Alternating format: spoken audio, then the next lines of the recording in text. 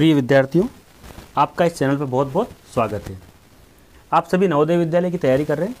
हम 2020 का जो पेपर आया था नवोदय विद्यालय में, उसको हम हल कर रहे थे।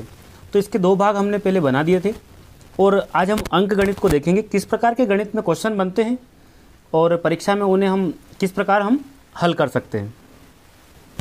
साथ ही मेरे इस चैनल पर मैंने आपके लिए नवोदय विद्यालय के वीडियो बना रखे हैं, जिसमें आपको किसी प्रकार की कोई भी समस्या नहीं आने वाली। सभी वीडियो प्लेलिस्ट में अवेलेबल है। यदि आपके पास वो प्लेलिस्ट नहीं है तो आप कमेंट बॉक्स में अपना नाम लिखिए, मैं आपको प्लेलिस्ट सेंड कर दूंगा। साथ ही ये मेरा व्हाट्सअप नंबर है, इस पर आप संपर्क कर सकते हैं। पुराने जो पिछले साल जो पेपर आए हैं और 10 से 12 साल के लगभग जो पेपर मेरे पास हैं, वो मैं आपको PDF इस व्हाट्सअप नंबर पर संपर्क करने पर आपको मैं सेंड कर दूँगा। प्लेलिस्ट पर बहुत सरल वीडियो मैंने बना रखे हैं। गणित में स्पेशली आपको जो दिक्कत कहीं से कहीं तक कोई भी आने वाली नहीं है, आप उन वीडियो को जरूर देखें। तो एग्जाम में मैथ से क्या आपके 20 क्वेश्चन आपको मिलेंगे। उसमें देखिए कुछ सरल क्वेश्चन होंगे और कुछ का लेवल थोड़ा कठिन होता है। तो पहले हम जो सरल क्वेश्चन है उन सबको आपको हल करना है, और यदि कठिन क्वेश्चन को हल करेंगे तो आपके पास समय फिर कम बचेगा। इसलिए पहले आप क्या करना है, जो चीज़ें आपको आती है अच्छे से उनको पहले हल करना है। तो देखिए क्वेश्चन है आपके पास कि 640 का अभाज्य गुणनखंड है। ठीक है, अभी अभाज्य गुणनखंड कैसे निकालते हैं ये हमने वैसे सीख रखा है, लेकिन एक नॉर्मल क्वेश्चन पूछा है 640 का अभाज्य गुणनखंड है, इन चार में से कोई सा भी एक उत्तर है। ठीक है, इसको हम हल करके देख लेते हैं कि किस प्रकार हम अभाज्य गुणनखंड निकालते हैं। तो देखिए ये 640 है, इसका हम अभाज्य गुणनखंड निकालते हैं। तो सबसे पहले इकाई में हमने देखा शून्य देखा, यानी कि 0 देखा, तो आपको क्या करना है, 2 से लगाना है ना। तो आप बोलेंगे 2 के पहाड़े को 6 तक, मतलब कैसे बोलना है, 2 तिया 6, यानी कि 2 तो यहाँ लिख रखा है और 6 यहाँ लिख रखा है, तो कितनी बार में जा रहा है, 3 बार। तिया मतलब क्या होता है, 3, तो 2 तिया 6। ठीक है, अब देखिए उसके बाद ये यहाँ 4 से बात करवाते हैं, तो 4 तो लिख रखा है, 2 दूनी 4 होता है, तो 2 दूनी, सिर्फ दूनी का मतलब 2 है ना। ठीक है, और 0 में यहाँ 0। फिर से आप क्या करेंगे, ये बहुत सरल है, मैंने सिखा रखा है वैसे बेसिक वीडियो में, सभी चीज़ें अवेलेबल है। देखिए 0 है, फिर आप 2 से, क्योंकि 2 दूनी 4, 2 तिया 6, 2 चौक 8 और 2 पंजे 10 का शून्य। यदि ये इकाई में होने पर हम 2 से लगाते, ठीक है ना, तो आप यहाँ देखेंगे 2 के पहाड़े में 3 लिख रखा है, यानी कि 2 एकम 2। ठीक है, 2 ले लिया, एक और बचा 3 था ना, तो ये बन गया 12, यानी कि 2 छंग 12 और 0 का 0। फिर से हमने 0 देखा, फिर हमने 2 से लगाया। देखिए 2 के पहाड़े में 1 तो नहीं आता, लेकिन ये पूरा दोनों अंक एक साथ ले लो, तो 2 8 16। ठीक है, 16 लिख रखा है, 8 लिखना आपको, 0 का 0। फिर हमने इकाई में 0 देखा, फिर यहाँ 2 से लगाया, तो 2 के पहाड़े में 8 कहाँ पर, 2 चौक 8, यानी कि 4 बार, और 0 का 0। फिर 0 देखने के बाद हम वापस 2 से लगाएंगे, तो देखिए आप 2 4 लिख रखा है ना, तो 2 के पहाड़े को बोलेंगे 2 दूनी 4, 4 तो लिख रखा है, खाली दूनी मतलब 2 है ना। ठीक है, 0 का 0। अब देखिए आप वापस 0 पर आप 2 से ही लगाएंगे, ये पूरा 2 से ही जा रहा है, 2 एकम 2 और 0 का 0। अब फिर 0 देखने पर वापस आपने 2 से लगाया, तो क्या बनेगा, 2 पंजे 10, यानी कि अब किससे जाएगा, अब ये सिर्फ 5 से जाएगा। तो ये अभाज्य गुणनखंड आया आपका 1 2 3 4 5 6 7 और 8वें नंबर पे आपका 5 आया, यानी कि ऐसा मिला आपको। तो ये वाला अभाज्य गुणनखंड है, क्या है, 2 कितनी बार है यहाँ, 2 जो है ये 4 और 5 6 7, तो 7 बार 2 लिख दिया और गुणा लगा के 5, यानी कि ये वाला उत्तर होगा 640 का अभाज्य गुणनखंड। ठीक है, तो यहाँ पर बड़ी सावधानी पूर्वक आपको हल करना है ना। तो क्या उत्तर आएगा, 1 2 3 4 5 6 7 और ये। ठीक है, तो ये ऑप्शन नंबर डी यहाँ पर उत्तर होगा। तो आपने अभाज्य गुणनखंड तो बहुत सारे करे होंगे, सीखा भी होगा। यदि नहीं आता है तो आप प्लेलिस्ट में जाकर उन वीडियो को जरूर देख लें, जिसमें मैंने ये बेसिक चीज़ें सभी समझा रखी है। देखिए अगला क्वेश्चन है, कितने वर्षों में 1200 रुपये की राशि 5% वार्षिक साधारण ब्याज की दर से 1800 हो जाएगी। ठीक है, तो यहाँ पर यह क्वेश्चन है साधारण ब्याज का, सिंपल इंटरेस्ट का सवाल है, और कितने वर्षों में, समय यहाँ ज्ञात करना है। 1200 रुपये हैं, 5% से हैं और 1800 हो गए हैं, तो आपको क्या निकालना, समय निकालना, मतलब वर्ष समय क्या होता है, समय। तो ये भी आपको सरल सवाल है। देखिए क्या लिखा, कितने वर्षों में, समय नहीं है, 1200 की राशि, यानी कि ये लिए आपने 1200 रुपये, उधार लिए, उधार दिए, जो भी करा 1200 रुपये, और कितने हो गए वो 5% से, ये 5% से कितने हो गए 1800।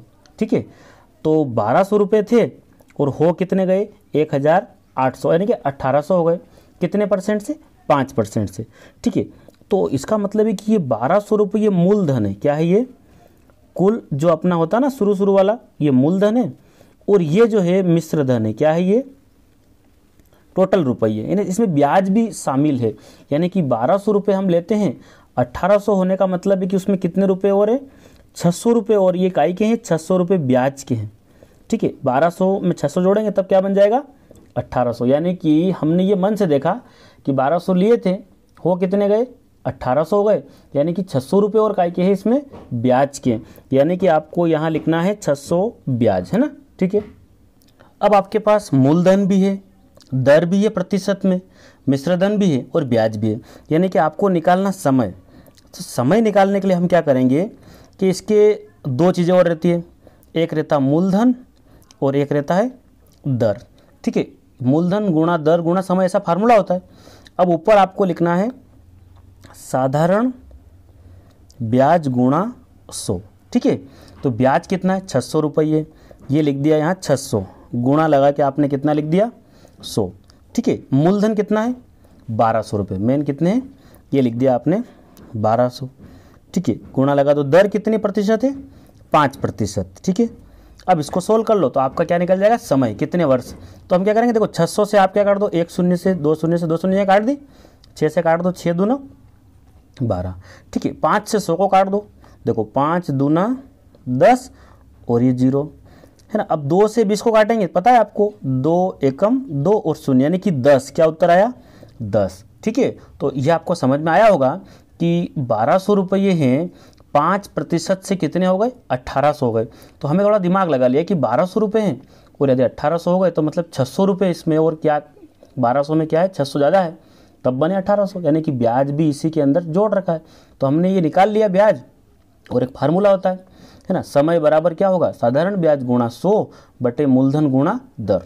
ठीक है, इस प्रकार से इसमें हमने मान रखा और हमने निकाल लिया 10 वर्ष समय। ठीक है, ये आपका क्या निकल गया 10 जो है, कैसे 600 से 1200 काटेंगे, 600 दूना 1200, 2 आया, और 2 से आप चाहे 100 को काट दो या फिर 5 से 100 को काटा, तो 5 से 100 को काटा तो 20 मिले थे, फिर 2 से 20 को काट दिया तो 10 बचे हमारे पास।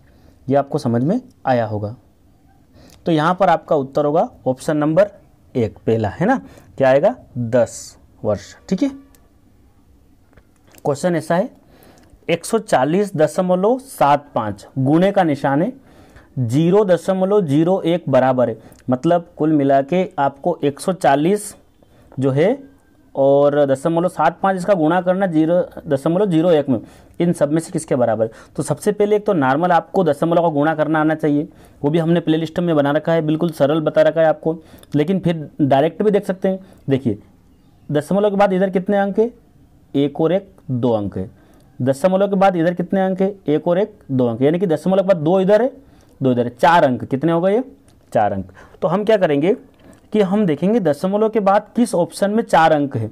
देखिए यहाँ 2 अंक है, ये हमारा उत्तर नहीं हो सकता, ये भी 2 है, ये नहीं हो सकता, 1 2 3 4 और 5 है, ये भी नहीं, ये अपना उत्तर होगा, है ना। इसमें दशमलव के बाद कितने अंक है, 1 2 3 और 4 अंक। आपको पता है ये जो राशि है ना, इसमें 1 का गुणा करेंगे तो क्या आएगा, यही मान आएगा, और दशमलव कहाँ है 2 अंक ये और 2 अंक ये, गिन लो इधर से 1 2 3 4 और 4 के आगे दशमलव लगा दो, कैसे कि 2 इसके और 2 इसके, दोनों अंक को गिनकर आपको दशमलव लगाने, लेकिन आपको दशमलव गुणा करना तो आना चाहिए, ये हमने सीख रखा है। तो यहाँ ऑप्शन क्या होगा आपका सी, आपका उत्तर होगा। दशमलव गुणा भी करेंगे ना आप, तो आपका उत्तर क्या आएगा ऑप्शन नंबर सी। फिर देखिए क्या क्वेश्चन मिला, 7 अंकों की बड़ी से बड़ी संख्या तथा 4 अंकों की छोटी से छोटी संख्या में कितना अंतर है। सबसे पहले देखिए अंतर का मतलब होता है आपको माइनस करना, घटाना, है ना। 7 अंकों की बड़ी से बड़ी संख्या, तो ये भी बहुत सिंपल क्वेश्चन है। आपको पता है बड़ी से बड़ी संख्या में हमने क्या सीखा था, हमने ऐसा सीखा था कि 7 अंकों की संख्या है तो आप कितनी बार 9 लिख देंगे, 7 बार, 1 2 3 और उसके बाद 4 5 6 और एक बार और। ये 7 अंकों की बड़ी से बड़ी संख्या है और 4 अंकों की छोटी से छोटी संख्या। तो 4 अंक की छोटी से छोटी संख्या में हम क्या करेंगे, आपको क्या करना है, छोटे में हम 1 याद रखते हैं, उसके पीछे 0 लगा देते हैं ऐसे। तो 4 अंक की छोटी संख्या यह बन गई 1000। तो यानी कि जो है 4 अंकों की छोटी संख्या, तो छोटी संख्या का अंतर निकालना, तो यहाँ लिख देंगे हम 0 0 0 और 1। ये भी कॉन्सेप्ट हमने सीख रखा था। तो ऐसे क्वेश्चन आते हैं जो हमने लगभग प्लेलिस्ट में सभी वीडियो के अंदर मैंने छोटे छोटे जो चीज़ें हैं वो सब आपको बता रखी है। तो अंतर का मतलब होता है माइनस करना, ठीक है।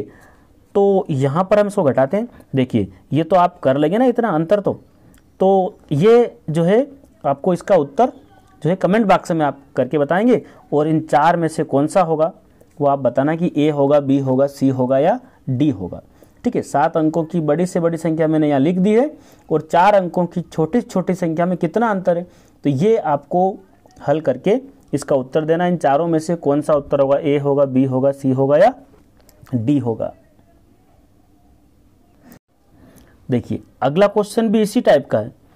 6 अंकों की बड़ी से बड़ी संख्या तथा 5 अंकों की बड़ी से बड़ी संख्या का अंतर क्या है, अंतर मतलब माइनस करना, ठीक है। तो 6 अंकों की बड़ी से बड़ी संख्या, तो देखिए आप 6 अंकों की बड़ी से बड़ी संख्या में हम क्या करेंगे, 9 को लिख देंगे कितनी बार, 6 बार, ठीक है। ये हो गया आपका 6 अंकों की बड़ी से बड़ी संख्या।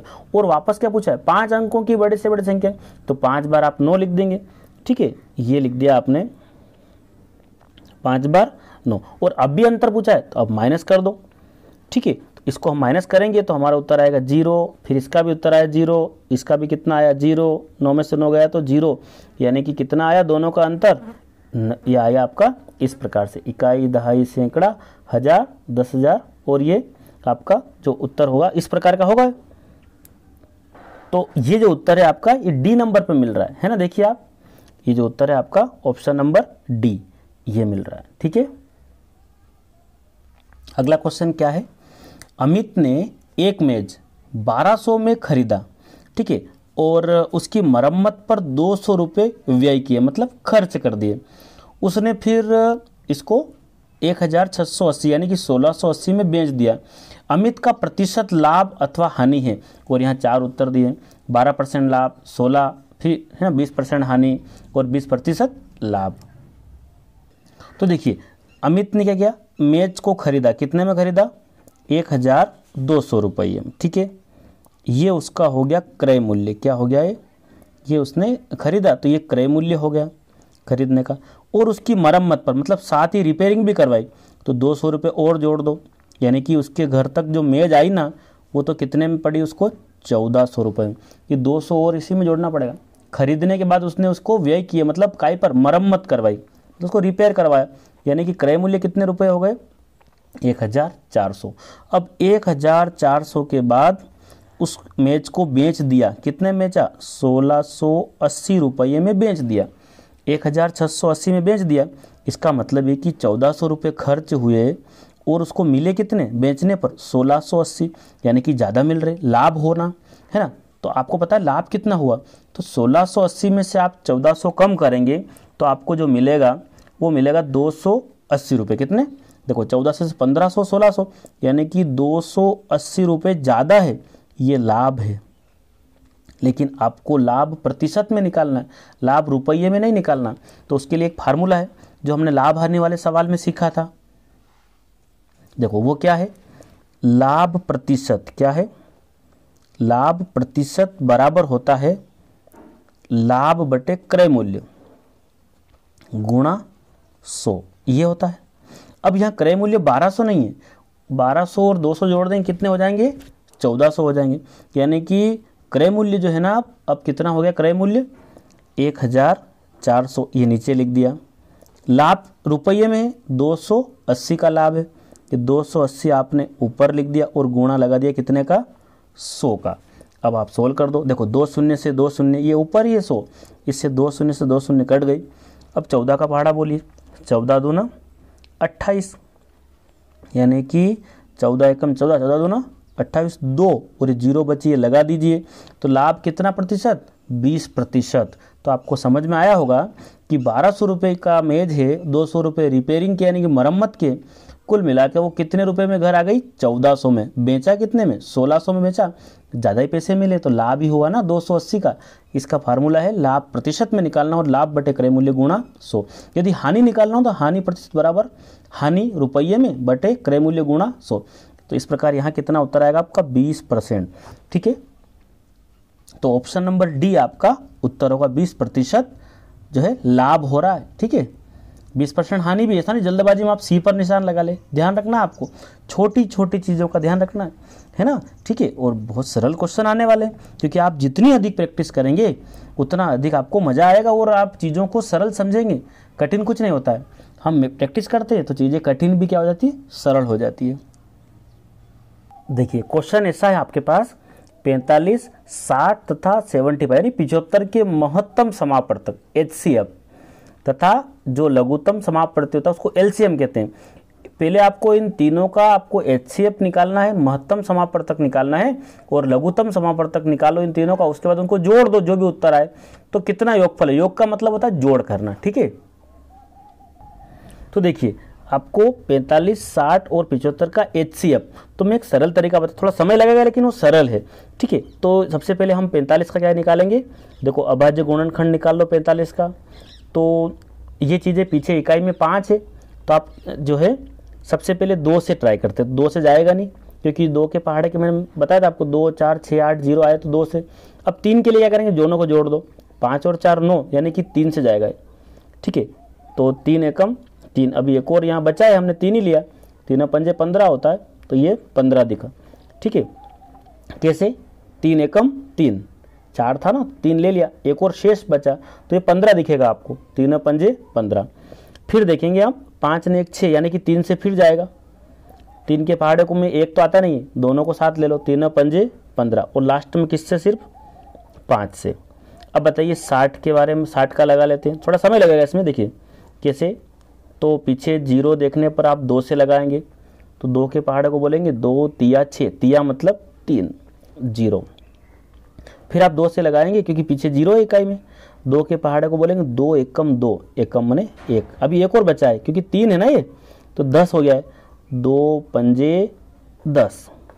इसके बाद आप देखिए, आप पीछे इकाई में 5 दिख गया, अब 2 से नहीं जाएगा 3 के लिए, तो 3 के लिए 5 और 1 6 होता, मतलब 3 से जा रहा है। कैसे, 3 के पहाड़े में 15 आता ना, 3 एकम 3, तो ये 1 तो आता नहीं है, दोनों को साथ में ले लो, 1 और 5 को, 3 पंजे 15, यानी कि 5 से, और 5 में 5 से।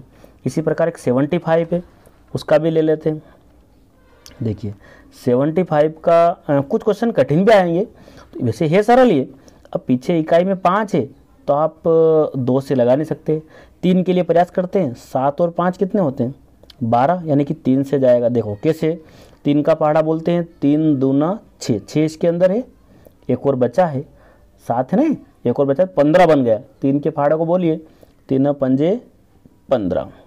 फिर देखिए, फिर 5 है और 2 है, 5 और 2 7 होते हैं, मतलब 3 से नहीं जाएगा, 5 से जाएगा। 5 के पहाड़े में 2 तो नहीं आता, लेकिन दोनों को एक साथ ले लो, 5 के पहाड़े को पचे हमें 25 है ना, फिर 5 का 5 से, यानी कि आपको मिला, देखिए 45, 60 और 75 का जो जो अपने अभाज्य गुणनखंड किया ना, वो इस प्रकार था। अब देखिए 45 का अभाज्य गुणनखंड ये है, 60 का इसके नीचे है और 75 का, तो HCF का मतलब होता है कि जो सबके पास है। अब सबके पास कौन चीज़ है यहाँ पर देख लेते हैं। तो देखिए ये 2 को देखते हैं, 2 इसके पास में भी नहीं है, यहाँ भी नहीं है, तो 2 नहीं लेंगे। 3 को देखते हैं, 3 इसके पास है, ये 3, एक 3 यहाँ है और एक 3 यहाँ है। तीनों के पास क्या है, हर एक के पास होगा वो HCF होगा, यानी कि 3। इसके बाद हम देखते हैं कि और कोई 3 तो और नहीं है। हाँ 5 सबके पास है, एक 5 यहाँ है, एक 5 यहाँ है और एक 5 यहाँ है। ठीक है, ये भी तीनों के पास है, तो एक तो 3 मिल रहा है सब में और एक 5 मिल रहा है, यानी कि HCF बना 3 पंजे 15। ठीक है, कैसे कि 3 सबके पास है, 3 कॉमन है सब में, 3 यहाँ भी है, 3 60 के पास में भी है और 3 75 के पास में भी, तीनों के पास 3 कॉमन है और एक और संख्या है 5 5 5। इसके अलावा देखिए आप 2 2 ऊपर नहीं है, 2 नीचे नहीं है, ठीक है। और ये 3 और बचा नहीं है कहीं पे भी, तो 3 और 5 तो मतलब HCF तो आया आपका कितना 15, ठीक है। ऐसे हम निकाल सकते हैं। अब आपको 15 आया, लेकिन आपको LCM भी निकालना है, तो LCM एक साथ निकाल लेते हैं। तो LCM एक साथ तीनों को लिख दिया, अब LCM निकालते हैं। तो सबसे पहले हम यहाँ 0 देख के हम 2 से लगाते हैं, ठीक है। तो देखिए क्या बनेगा, ये 2 से जाएगा नहीं, 45 ऐसा का ऐसा ही, ये बनेगा 2 तिया 6 0, और ये भी 2 से नहीं जाएगा, 75 ऐसा का ऐसा, फिर 2 से, क्योंकि आपने 0 देख लिया यहाँ पर, तो ये 4 है ना, 45 ऐसा कैसा, ये हो जाएगा आपका 15, और ये 75 भी ऐसा का ऐसा। अब देखिए आप, अब है ना 2 के बाद हम 3 से ट्राई करते हैं। देखिए 3 एकम 3, एक और बचा है, 3 पंजे 15, और ये 15 ही है, तो 3 पंजे 15, फिर 3 दूनी 6, एक और बचा है, तो 3 पंजे 15। फिर हम 3 से ट्राई करते हैं, तो 3 पंजे 15, 5 ऐसा का ऐसा ही, और 25 भी ऐसा का ऐसा ही। अब आपको पता है, अब हम 5 की बारी है, तो 5 से ट्राई करते हैं, 5 एकम 5, 5 एकम 5, और 5 में 25। लास्ट में हम किससे लगाएंगे, इस 5 से लगाएंगे, तो 1 1, और ये भी कितना हो गया 1, यानी कि ये मिला आपको LCM। और ये कैसे है देखिए, तो ये था आपका HCF 15, और LCM जो निकला 2 गुणा 2, 3 गुणा 3 गुणा 5 गुणा 5, इसका हम गुणा करेंगे तो क्या मिलेगा, 2 दूने 4, 4 तिया 12, 12 तिया 36, और 36 पंजे कितना होता है 180, 180 पंजे कितना हो जाएगा 900, कितना हो जाएगा 900, यानी कि आपका LCM जो आया ना वो 900 आया, और HCF कितना आया 15। इन दोनों को जोड़ दो तो 915, योग पूछा था उसने, ये 915। तो थोड़ा सा इसमें समय लगा, लेकिन हमने क्या किया, HCF के लिए तीनों को अलग अलग लिखा, उसके बाद उनके अभाज्य गुणनखंड लिखे, और जो कॉमन सबके पास है, वो हर एक के पास है, वो HCF है, ठीक है। 3 सबके पास था और 5 भी सबके पास था, 3 पंजे 15। LCM में एक साथ लिख दिया, और एक साथ ही इनका अभाज्य गुणनखंड करने पर 900 मिला, 900 और 15 जोड़ा कितना हो गया 915। तो यहाँ पर ऑप्शन नंबर सी आपका उत्तर होगा, ठीक है। तो क्या क्वेश्चन था कि 45, 60 और 75 का आपको HCF निकालना है, और इनका LCM निकालना है, उसका योगफल 915 आएगा, यानी कि ऑप्शन नंबर सी आपका उत्तर होगा। देखिए क्वेश्चन ऐसा है, हम अपने गंतव्य स्थान पर 4 सही 1/2 घंटे, यानी कि 4.5 है, 4 पूरा और आधा है, 4.5 घंटे की यात्रा करने के बाद, पश्चात का मतलब है तो बाद, 2:45 PM पर पहुंचे।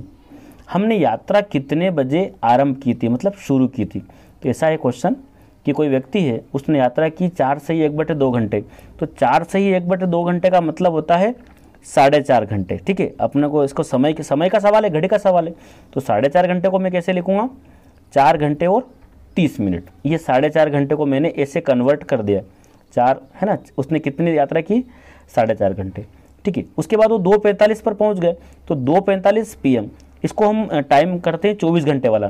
तो बताइए 2 बज रही, मतलब 12 के बाद 1 बजेगी तो 13, और 2 बजेगी तो 14, यानी कि इसको मैंने क्या लिखा 14 बजकर, मैंने इसको 45 कर दिया, दोनों को चेंज कर दिया, ठीक है। ये 14:45 टाइम है, मतलब 12 के बाद अपने रेलवे में जो घड़ी होती है 24 बजती ना उसमें, तो 12 के बाद 13 और 14, 14 मतलब 2 बज गई, 45 का 45, और 4.5 घंटे को क्या लिखा 4:30, इसको 4.5 घंटे कर दिए। इनमें से कम कर दो तो कब शुरू की थी पता चल जाएगा। तो ये रहा आपका 14:45, इसमें से आपने माइनस करना है कितना 4.5 घंटे, यानी कि 4:30। तो यहाँ कितना बच रहा, यहाँ बच रहा 5, और यहाँ कितना 1, और 14 में से 4 गया तो 10, यानी कि उस व्यक्ति ने यात्रा 10:15 पे शुरू की होगी और 4.5 घंटे तक यात्रा की होगी, तब जाके वो 2:45 यानी कि 14:45 पर वो अपने गंतव्य तक, अपने स्थान पर पहुंच गया होगा। तो 10:15 पर उसने यात्रा आरंभ की होगी। तो 10:15 देखो, और ये AM PM का भी है सवाल, तो ये 12 के बाद आपको पता है दिन में 12 बजे के बाद आपका क्या शुरू होता है, PM शुरू हो जाता है, जो रात की 12 तक चलता है। और जब आप रात में सो जाते हैं तो 12 बजे के बाद आपका AM शुरू होता है, जब सुबह उठते हैं तब भी AM रहता है ना। आपके स्कूल जाने का टाइम भी है 10 बजे 8 बजे, जो भी स्कूल जाते हैं AM में स्कूल जाते हो, है ना, ठीक है। तो ये आपका आएगा 10:15 AM, यानी कि 10:15 पर यात्रा शुरू की, 4.5 घंटे तक चली होगी, तब जाके कितना बच गया होगा, 2:45। ठीक है, तो ऑप्शन नंबर सी आपका यहाँ पर उत्तर होगा। देखिए फिर क्वेश्चन ऐसा है, एक वर्ग तथा एक आयत के परिमाप समान है। वर्ग का मतलब ऐसी आकृति जो सब तरफ बराबर हो, उसको हम वर्ग कहते हैं। और आयत कैसी, अपने बोर्ड जैसी है ना। ठीक है, तो ये समझ लो अपन, ये वर्ग है जो सब तरफ से बराबर होती है, चारों तरफ से, उसको हम बोलते हैं वर्ग। और आयत का मतलब क्या होता है, इस प्रकार से केवल आमने सामने की भुजा बराबर, उसको हम आयत कहते हैं। तो एक वर्ग और आयत का परिमाप समान है, मतलब बराबर है। ठीक है, तो ये तो आपका वर्ग बन गया और ये आयत बन गया। उसमें क्या दिया है, वर्ग की एक भुजा कितनी है, 16 मीटर है, और आयत की लंबाई दी है, कितनी दी है, वो 18 मीटर है। तो आपको चौड़ाई निकालनी, ये जो चौड़ाई है ना आयत की, ये निकालनी। इसकी चारों भुजाएं तो बराबर होती है, 16 कोई। तो आपको क्या दिया है, एक वर्ग है और एक आयत का परिमाप समान है। तो आप क्या करेंगे, सबसे पहले वर्ग के परिमाप का फार्मूला, परिमाप बराबर है, तो बताइए वर्ग के परिमाप का सूत्र क्या होता है। तो वर्ग का परिमाप सब बराबर होता है, तो आपने लिखा 4 गुणा भुजा। ठीक है, ये वर्ग का परिमाप। आयत का परिमाप भी तो समान है, तो आयत का परिमाप होता है 2 लंबाई प्लस, कोष्टक में क्या लिखना था, लंबाई प्लस चौड़ाई 2। ठीक है, ये आमने सामने की भुजाएं बराबर होती है, तो 2 और चौड़ाई भी आमने सामने, इसलिए 2 लंबाई प्लस चौड़ाई। ये फार्मूला है आयत के परिमाप का, और ये फार्मूला है वर्ग के परिमाप का। ठीक है, 4 गुणित भुजा, तो आपने लिखा 4 की जगह 4। आपको पता है भुजा कितने की दी है, एक 16 की, 4 गुणा 16 बराबर 2। लंबाई कितनी है, 18 है, प्लस चौड़ाई अपने को नहीं दी है, ज्ञात करने लिखा ना, आयत की चौड़ाई है। अब ये बताइए ये क्या होगा, 2 यहाँ से गुणे से नीचे आ जाएगा। ठीक है, तो हम क्या कर सकते हैं, 4 गुणा 16, 16 चौक कितना होता है, 64। ठीक है, बराबर में कितना, 2, और कोष्टक में क्या है, 18 प्लस चौड़ाई। ये 2 गुणे में, इस गुणे वाले को हम भाग में ला सकते हैं। ठीक है, 64 बटे में कौन आ गया, वहाँ से 2, बराबर में क्या रह गया, 18 प्लस चौड़ाई। 64 में 2 से भाग लगाया, तो 2 तिया 6, 2 दूना 4, 32 बराबर कितना मिला, 18 प्लस चौड़ाई। चौड़ाई को वही रहने दो, इस 18 को बराबर से इधर लाते हैं, तो 32 माइनस 18 बराबर में कितना, चौड़ाई। ठीक है, तो 32 में से 18 गया, तो आपका उत्तर आएगा 14 बराबर चौड़ाई। ठीक है, तो देखिए क्या था कि एक वर्ग और एक आयत की परिमाप दोनों की बराबर है, तो वर्ग की परिमाप का सूत्र यहाँ लिख दिया और आयत की परिमाप का सूत्र यहाँ लिख दिया। इसमें एक भुजा का मान 16 दिया है, इसने लंबाई दी है 18, तो इसको हमने 16 का गुणा 4 में किया, 64 आया, और ये 2 जो गुणे में था इसको भाग में ले आए, इस प्रकार 32 मिला। इधर क्या रहेगा, 18 प्लस चौड़ाई, 18 भी संख्या है, इसका पक्षांतरण करेंगे, इस साइड आ जाएगा ये, तो ये प्लस का है, अभी माइनस का बन जाएगा। उत्तर आएगा 14 बराबर चौड़ाई, यानी कि 14 मीटर उसकी चौड़ाई है। तो यहाँ पर ऑप्शन नंबर ए यहाँ पर सही होगा, 14 मीटर उसकी चौड़ाई है। तो देखिए पहले हमने सभी वीडियो बेसिक बनाए, उसके बाद हम पेपर को सोल्व कर रहे हैं कि किस प्रकार के पेपर परीक्षा में आ रहे हैं, है ना, और पुराने पेपर किस प्रकार के थे, उस टाइप के क्वेश्चन अभी भी आने की संभावनाएं रहती है। इसलिए आपको प्रैक्टिस करना है अधिक से अधिक और चीज़ों को समझना पड़ेगी, तब आप प्रश्न परीक्षा में हल कर पाएंगे। देखिए क्वेश्चन ऐसा है, 175 ग्राम के 10% का 5% बराबर है। तो 4 उत्तर दिए, तो हम इसको सोल्व करते हैं। देखो 175 ग्राम, सबसे मैंने लिखा 175, 175। ठीक है, ये लिखा 175 ग्राम। इसका के का मतलब भी क्या होता है, गुणा, 10% है, तो मैंने 10 तो लिखा लेकिन ये प्रतिशत नहीं लिखा, और बटे में क्या लगा दिया, डायरेक्ट 100 लगा दिया।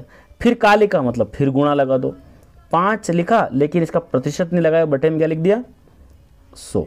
ठीक है, अब क्या करेंगे आप देखिए, इसको हमने काटा 10 एकम 10, और ये क्या बना, ऊपर 1 और नीचे क्या रह गया, 10। ठीक है, 5 से काटेंगे, 5 एकम 5, और ये बनेगा 5 दूना 10, और ये 0, यानी कि 175 है। क्या है यहाँ पर, और इस आप चाहो तो इसको भी काट दो। ठीक है, 10 से 175 काटा, तो कैसे, तो यहाँ से हम काटते हैं इसको 5 से, चलो ठीक है, तो ये मैंने काटा 5 दूना 10, इसको काटेंगे हम 175 को, तो 5 तिया 15, 2 और बचा तो ये बना 25। ठीक है, तो 5 से काटा था, 5 दूना 10, 5 दिया 15 और बचे हम 25, यानी कि ये मिला आपको 35। ठीक है, और हम 5 से काट सकते हैं वापस से। कैसे? इसको काट दो 5 से, 5 चौक 20 और 5 साते 35। तो ऊपर आपको मिला है 7। क्या मिला है? 7। ये ऊपर क्या मिला है? 7 एकम 7 और नीचे 2 और 4 का गुणा करेंगे तो 8। 7/8 ये ऐसा आपको मिला है। तो यहाँ पर 7/8 ऐसा तो उत्तर है नहीं हमारे पास, तो हम क्या करेंगे? 7 में आप है ना, ये 7 ऊपर लिखा है, 7 के इस प्रकार से कर देंगे अपन भाग के लिए। 7 में 8 से नीचे वाले से भाग लगाएंगे तो बताइए जाएगा भाग? छोटा है, दशमलव लगाई और शून्य बढ़ाई। ठीक है, 8 का पहाड़े को बोलेंगे हम तो 70 के आसपास क्या आएगा? 8 7 56 होता है, 8 8 64। ठीक है, तो ये बना 64। इसमें से कम करेंगे 70 में से 64 का कितना बचेगा? यहाँ पर 6 बचेगा। दशमलव आपने लगाई रखी है, आप शून्य बढ़ा दें। ठीक है, तो बताइए 8 का पहाड़ा कितनी बार बोले? तो इसको हम करेंगे तो ये बनेगा आपका 8 7 56 यानी कि 56। इसको कम करेंगे क्या मिलेगा आपको? 4 मिलेगा। दशमलव आपने लगाई रखी है, शून्य बढ़ा दो। ठीक है, तो 8 पंजे 40 यानी कि ये पूरा ख़त्म हो जाएगा। ये बताया आपका 0 0। उत्तर आया 0.875। तो ऐसा कहाँ मिल रहा है? ये मिल रहा है, देखिए 0.875। 0 तो आगे लगा रखिए है ना, 0.875। तो ये ऑप्शन नंबर सी आपका यहाँ पर उत्तर होगा। उम्मीद करता हूँ ये आपको समझ में आया होगा। इसके जस्ट बाद इसके 10 क्वेश्चन और हैं, तो वो भी मैंने हल करवा रखे हैं। आप इस वीडियो को देखें और 2020, 2021 सभी पेपर 2013 से लेकर सभी क्वेश्चन को मैंने हल करवा रखा है, तो आप उनको ज़रूर देखें और बेसिक वीडियो को आप ज़रूर देखें ताकि जो है आप गणित में किसी भी सवाल को करें तो आपको दिक्कत महसूस ना हो।